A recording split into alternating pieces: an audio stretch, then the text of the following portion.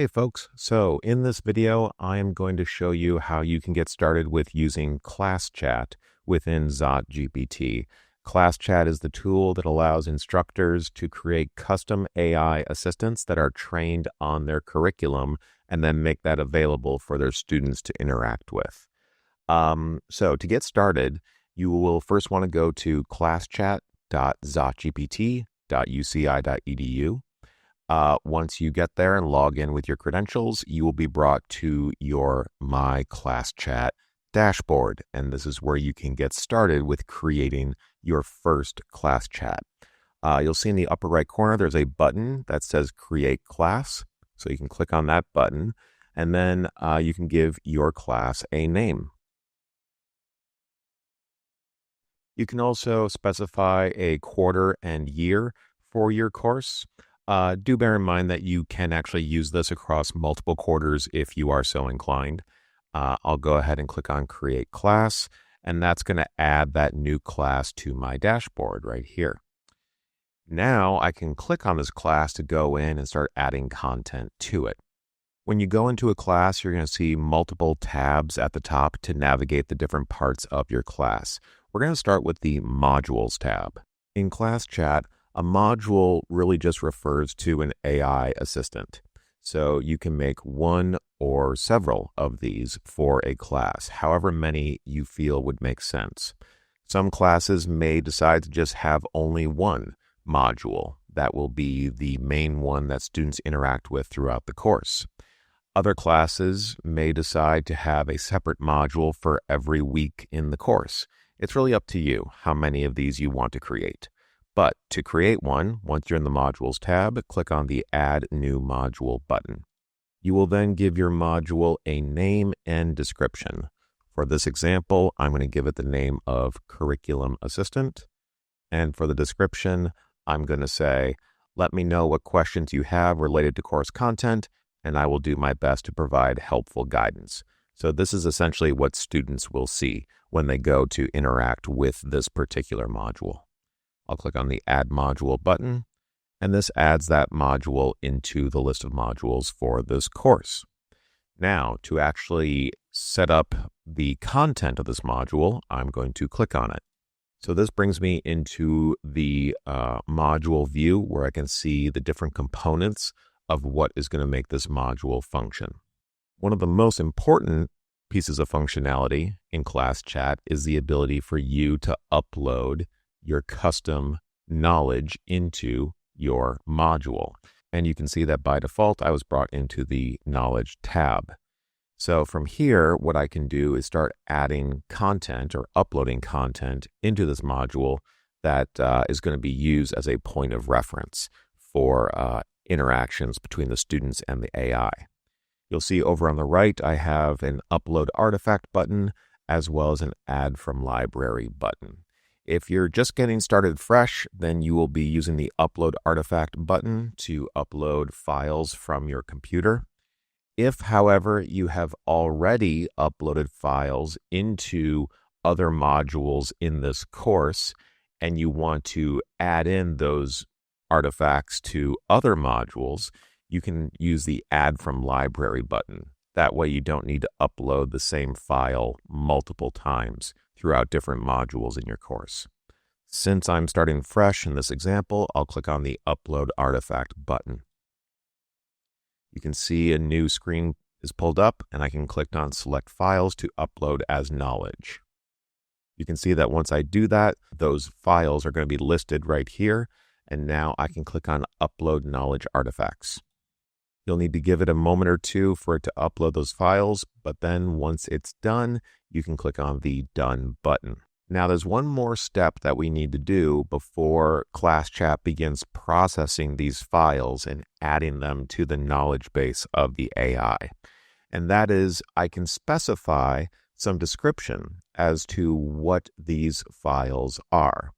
The description is really just your opportunity to either give the AI a little bit of context as to what these files are, or you can actually specify what details about the files the AI should really focus in on when it's indexing that knowledge. I'll make my screen a little bit bigger here so you can see it a little bit more easily. And for the first one here, this McKinsey PDF, I'll just give it this description here. This description says, this 2025 report from McKinsey discusses the impact of generative AI on organizations. Focus on trends, insights, predictions, and key takeaways regarding generative AI on present and future work. So you can see that not only did I give it a little bit of context as to what the file is, but then I also told it what I wanted to focus on. Now, once you are done giving descriptions for your files, you can choose the processing type over on the right-hand side. You have a few different options here. Text OCR is a great option if the file is mainly text-based. This is assuming that there's not a ton of visual information beyond just text. If that's the case, you can choose Text OCR. If, however, you have a file that does have a lot of visuals, things like photographs, drawings, infographics, charts, graphs, those kinds of things, then that's where you could choose the vision option. And with this, the AI is actually going to do a visual analysis and actually interpret the meaning behind those visuals. So if you have a visual heavy file, then vision is going to be an appropriate choice. You will also see a couple of other options in here to either ignore for now or remove file from queue. These would be options you would choose if you actually do not want to index this file in the AI's knowledge base. Generally speaking, most of the time you're going to be choosing either text extraction OCR or vision for the processing type. Once you have chosen the processing type, then you can click on the Process Selected Artifacts button at the bottom to begin the process of the AI indexing this information into its knowledge base. While the AI is indexing this knowledge, you will see its progress right here in the processing queue. If I click on this link, I can go in here and see how it's coming along. So right now, it's just processing the first page of each of these files. Over time, as the system works on this, you'll see these numbers slowly start to tick up. You're more than welcome to navigate away from this page and come back to it later. Depending upon the volume of data that you have put into the system, this process can take anywhere from a minute or two to upwards of an hour. So it really depends upon just how much content you're putting in. I can see here that already 2 of the artifacts I've uploaded have finished processing, with one more still being worked on. Let me just refresh the page here to see if it's still working on it. Yep, we can see that's on page 5 of that file, so it's still working on it. I'm going to give this just another minute or two to finish its work, and then we'll continue from there. Okay, so now you can see that my ClassChat module has finished indexing the knowledge. You can see in the module artifact section here, all 3 of them are listed. So now the next step in preparing this module is to take a look at the system prompt and the AI model that will be used. So to do that, we'll go to the Advanced Settings tab. Now, here is where you will set these different parts of your module. You can see the Customize Settings button right here. This is where you can change these settings. Now, the system prompt is a very important part of your AI assistant in ClassChat. This is essentially where you provide the instructions to the AI of what it's meant to do and how it's meant to do it. A system prompt can be relatively simple, or it can be incredibly sophisticated and complex. It really just depends upon what is your use case. What are you trying to accomplish? So you can see that we already have a default system prompt right here. I'm actually going to overwrite this with my own system prompt that I think encapsulates what I want this to do a little bit better. So the system prompt I'm going to use is, your purpose is to provide helpful responses to questions and requests that the user provides. Use the information at your disposal as a point of reference when doing so. Maintain a friendly tone and seek to provide relevant and comprehensive responses. If there is no relevant information available pertaining to the request, let the user know this while also doing your best to respond to their request. Avoid fabricating information or making broad, unfounded assumptions. Include APA citations to the sources of knowledge you reference when appropriate. So you can see that with this particular module, I'm really just giving it the guidance of your job is to respond to the user's requests appropriately, use the knowledge that you have access to when doing so, and provide some citations. But again, the system prompt can really be whatever you want. So I would really encourage you to explore this a little bit more deeply, and look at different sorts of prompting strategies to get the kind of behavior that you want. Then down below, I can choose the model and mode. Model is kind of a personal choice. We have quite a few models to choose from in the ZotGPT environment. Models from OpenAI, from Anthropic, from Google. So generally, you can just pick whichever one you feel gives you the kind of experience that you like. For this example, I'm going to choose Anthropic Claude Sonnet 4, but I would encourage just a little bit of experimentation. Try out different models, see what the responses look like across different models, and just see if there's one that you find tends to perform a little bit better than the others. Then you can also choose the mode. This is basically telling the AI how creative it should be. Now, in this case, I want the AI to adhere very closely to the knowledge that I've uploaded into its knowledge base. So I'm actually going to switch the mode to precise, so that it sticks, closely to that knowledge base.